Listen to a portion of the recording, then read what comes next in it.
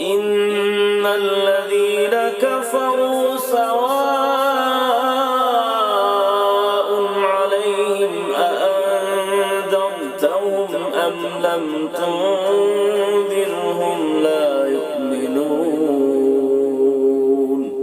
ختم الله على قلوبهم وعلى سمعهم وعلى أبصارهم غشاوة ولهم عذاب عظيم ومن الناس من يقول آمنا بالله وباليوم الآخر وما هم بمؤمنين يخادعون الله والذين آمنوا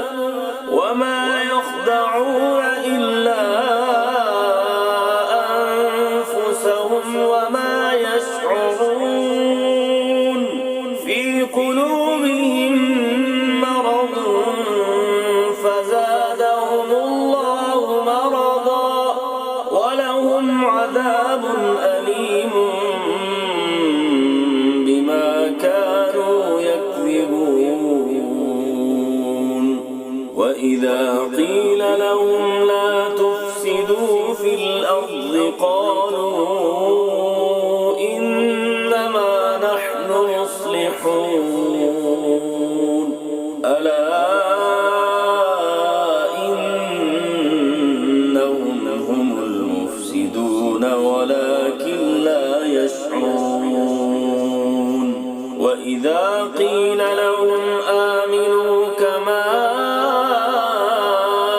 آمن الناس قالوا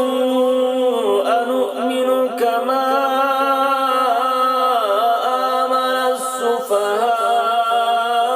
السفهاء ألا